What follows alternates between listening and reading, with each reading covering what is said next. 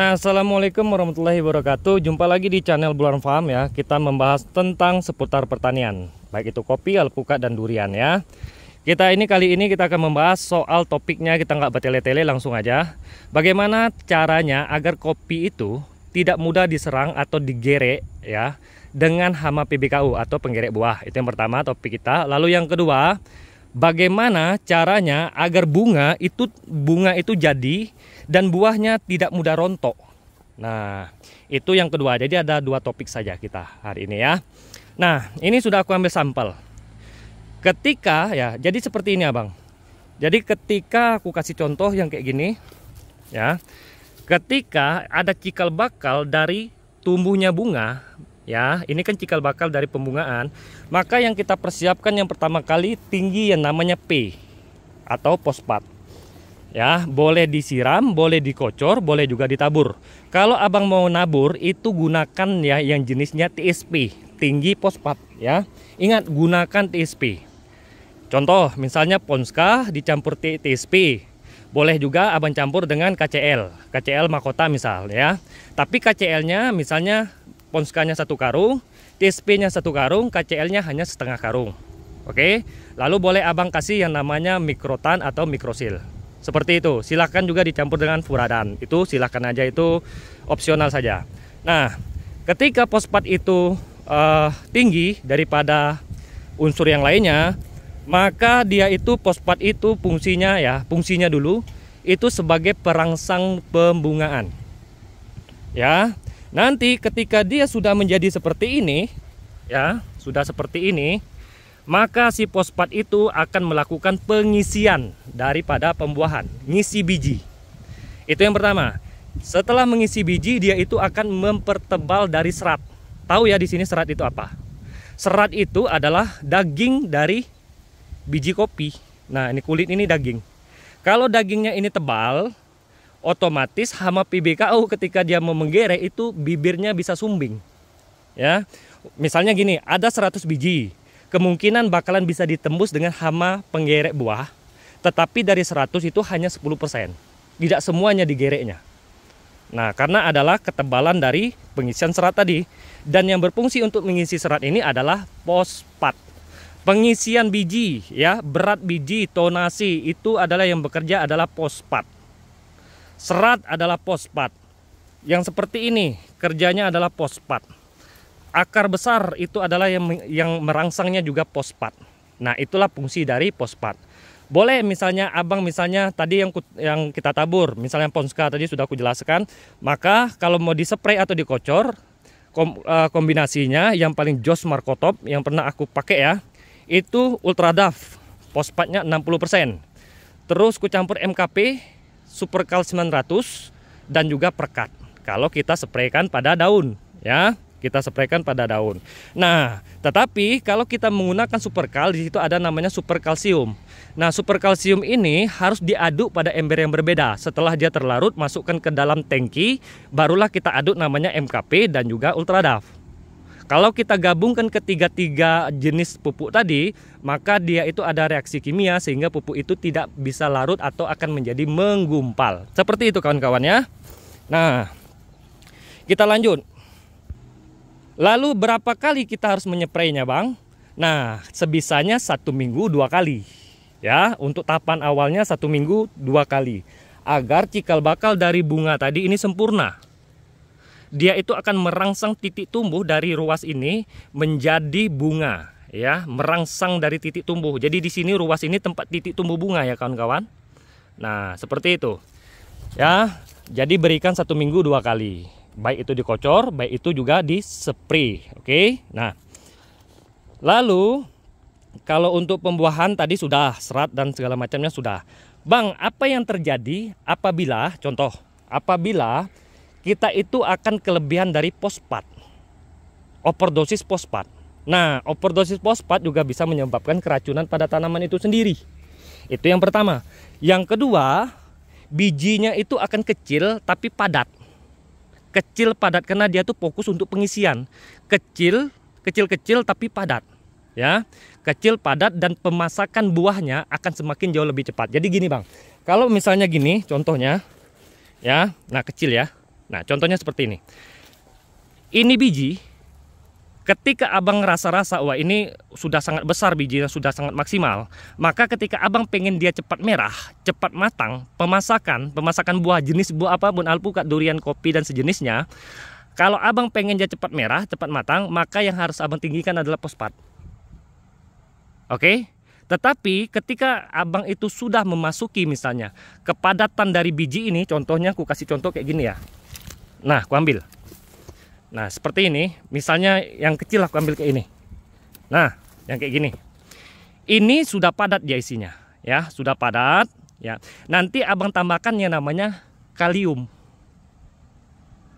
Nah, ya, kalium. Jadi kalium tadi berfungsi untuk, ya, kalium itu berfungsi untuk kualitas buah, bulir buah, rasa buah, besar buah, ya. Terus dari kualitas buah, warna buah, dan segala macam. Jadi untuk pembesaran itu yang bekerja adalah kalium. Jadi untuk perangsang dari pembungaan, fosfat dulu yang bekerja. Setelah dia padat, maka kalium yang akan melanjutkan pekerjaan tersebut. Ya, tetapi ketika kita berikan itu seimbang, contoh, ketika bijinya ini sudah padat, nah jatuh dia ya. Kita contoh ini aja lah, bijinya sudah padat.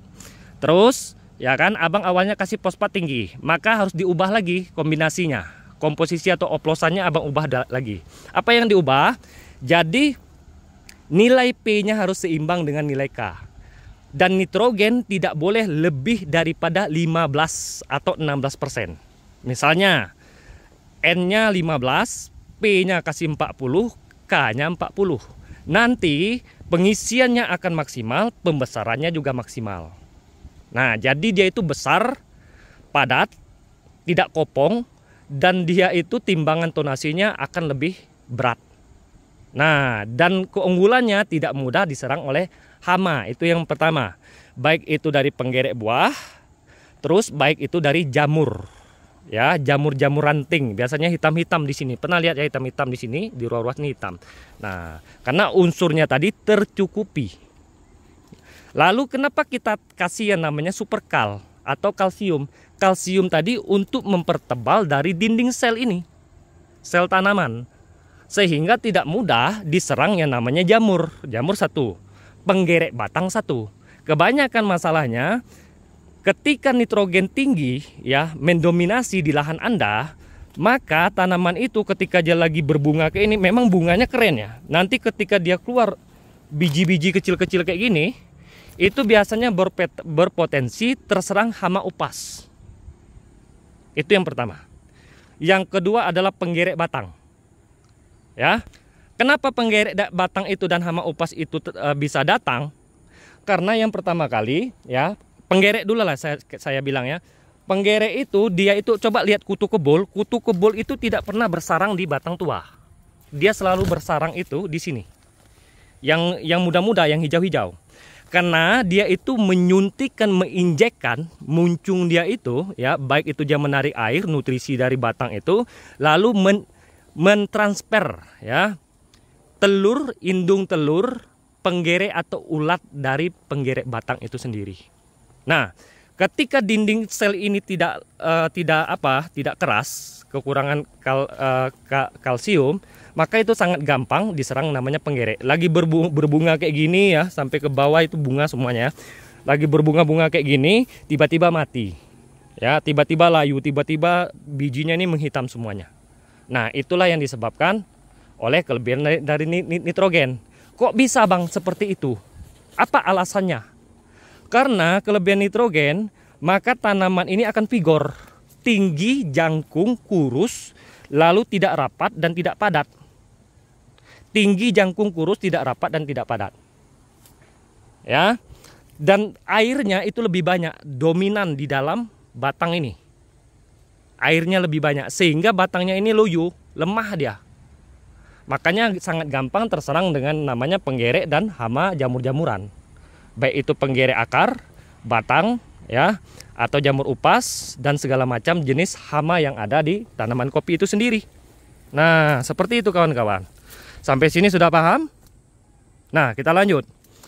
Jadi yang namanya untuk pembungaan tadi, ya kan, biar dia ini tidak rontok, makanya rajin-rajinlah kita memberikan dolomit. Ya. Dolomit itu mengandung kalsium karbonat dan juga magnesium. Walaupun dia lambat serap, ya, tetapi kita memberikan dolomit itu untuk memberikan kalsium dan magnesium secara kontinu, sedikit-sedikit dimakan oleh tanaman. Sedikit-sedikit dimakan oleh tanaman itu. Nah, sehingga pengokohan jadi kayak ini ya. Kayak daun ini, bunga maksudnya, bunga ini dia itu hinggapnya di ranting. Nah, hinggap di ranting, kalau dia hinggap di ranting ini, untuk dia itu bisa hinggap di ranting itu butuh kalsium. Ya, itu butuh kalsium. Nah, ditambah lagi pakai nilai ada fosfat, ada kalium, ada magnesium. Komplit lah itu tanaman abang. Tetapi jangan pernah dilupakan ya, kalau mau tidak rontok jangan pernah dilupakan itu boron. Makanya tadi ku bilang, abang kasih Ultradaf, MKP, Superkal 900. Karena Superkal 900 itu kalsium oksidanya mengandung 45% atau 40%, lalu diiringi dengan boron. Ada boron, ada CD, ada PB di dalam situ. Jadi ada mikronya. Sehingga tanaman itu bertumbuh dengan sehat dan maksimal, dan juga pembungaannya juga lebih merata. Nah, setelah dia tumbuh yang seperti ini, tetap ditinggikan P. Jadi biji-biji kecil ini tetap abang P-nya ditinggikan sampai bijinya itu yang sudah padat. Kalau dia sudah padat baru disimbangkan. P-nya disimbangkan dengan kalium. Seperti itu aja. Nah, jangan lupa kita itu melakukan pengendalian hama. Jadi pengendalian hama itu sebelum ini berkembang sudah dispray dengan pengendalian hama, baik itu abamectin, fipronil ya, amistartop, kurakon atau selebihnya lah. Nah, itu boleh abang lakukan penyepraian. Tetapi ketika dia lagi berbunga seperti ini, ya putih-putih seperti ini, jangan lakukan penyepraian atau yang bau-bauan. Kenapa seperti itu? Karena akan menghalau yang namanya hama. Jadi nama inseksida dan fungisida itu pasti baunya itu keras ya, nyengat ya.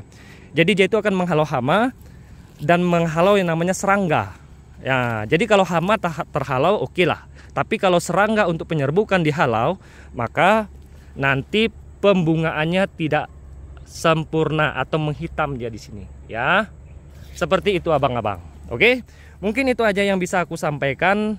Dan mudah-mudahan ini bermanfaat buat petani ya, baik itu petani kopi, buah-buahan, dan semuanya sama, sistem pemain oplos pupuknya itu sama aja. Ya, tinggal kita itu melihat saja kondisi tanaman itu seperti apa. Oke, itu saja. Assalamualaikum warahmatullahi wabarakatuh. Mantap.